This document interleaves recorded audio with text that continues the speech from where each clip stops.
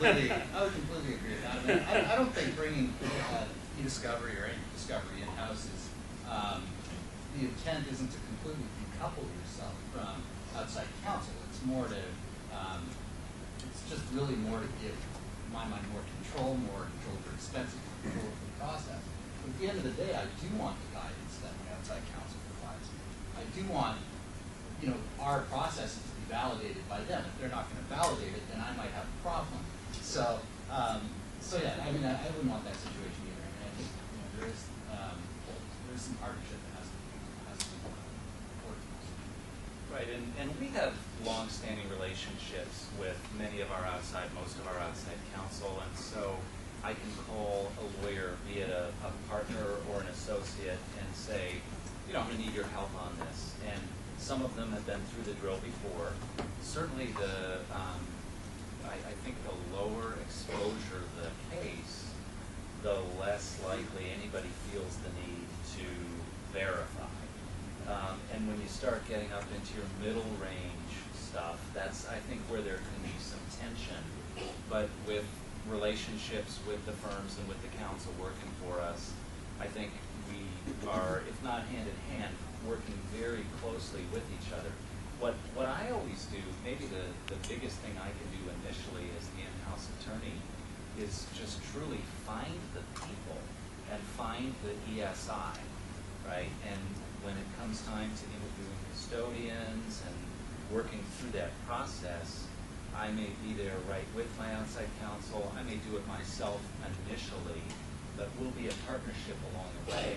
And then if you get into your, you know, mammoth sorts of cases, then it's, I haven't really thought of it this way, there may be a little bit of an art, because in the mammoth cases, the costs are so big that there is a little bit more pressure on me to try and keep the costs down. So maybe ironically or a little bit perversely, there may not be quite as much of the hand-in-hand partnership on the super high exposure stuff. I may end up doing a little bit more of it myself.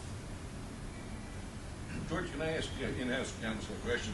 In recent years, there have been some cases, and there's a Sedona cooperation proclamation in which we as outside counsel are supposed to meet and confer with the other side and basically cooperate with them, tell them what systems our client has and the like. And my question for our in-house counsel is just how much cooperation do you want us to play in the sandbox with the other side? Is it something that you're going to say, wait a minute, Browning, I want a real lawyer as opposed to somebody that's going to cooperate with the other side? How are you dealing with that one, Mark? Yeah, that's a good question. I guess the answer would be, I don't want you to be too friendly. Very candidly. I don't want you to be too friendly. But we can, at least at the outset.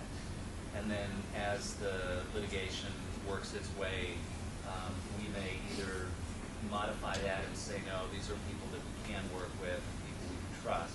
By that I mean our opponents. And we may adjust a little bit, or we may decide to remain kind of wary because we just aren't sure that we can work cooperatively as the Sedona principle would suggest. I can just say two things.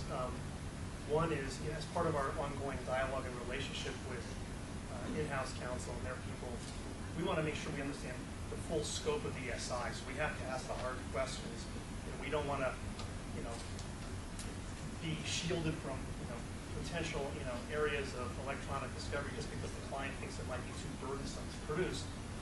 We need to know about it, but instead, we then do want to have a very active meet and confer process with the other side, especially in business-to-business disputes.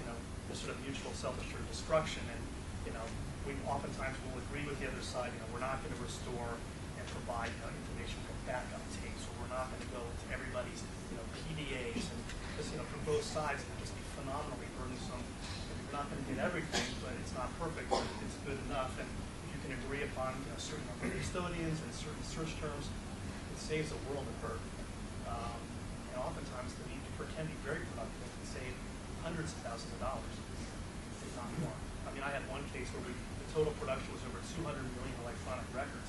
We didn't have a single motion to compel in the case. And the vast totality of information was far greater than the amount that was produced by these many parties in this large antitrust case. It could have been a much bigger.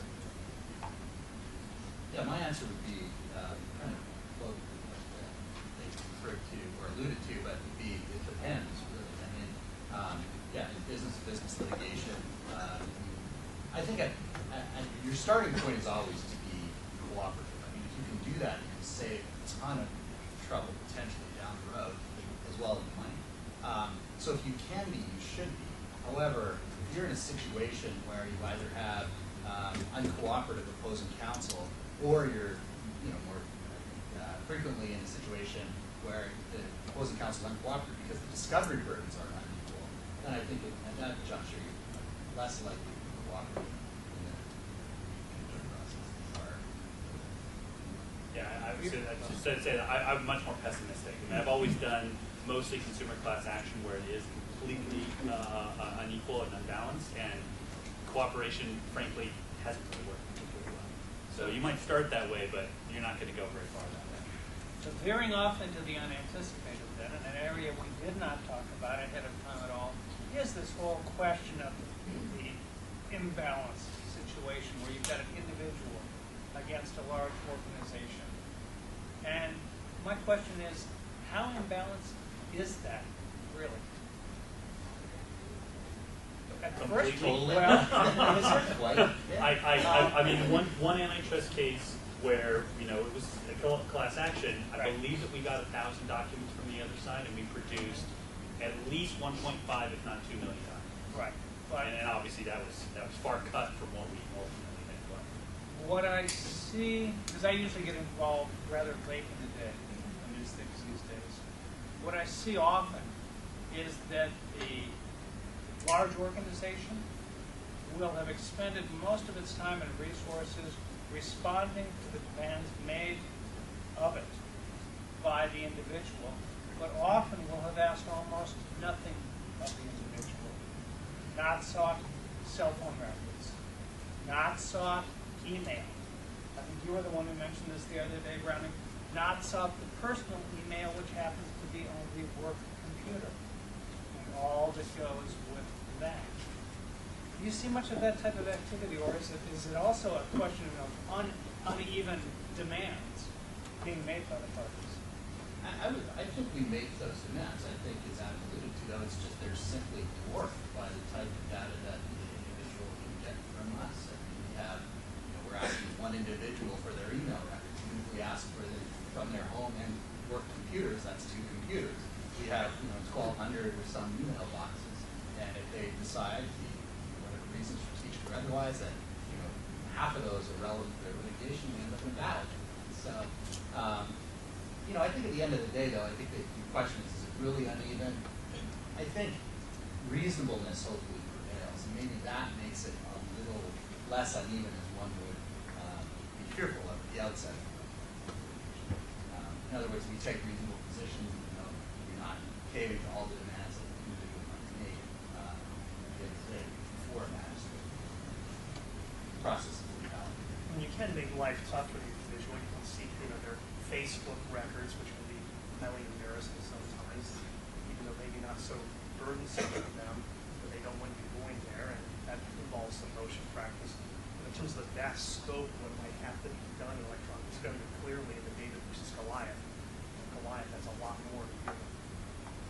And whatever you request from them, they just turn around and request it from you. So if you say cell phone records, then you better be really prepared, because they're going to ask for cell phone records. Yep. Even if they have nothing to do with the case, they're absolutely going to ask for it. And then you're stuck in a proportionality argument with the magistrate.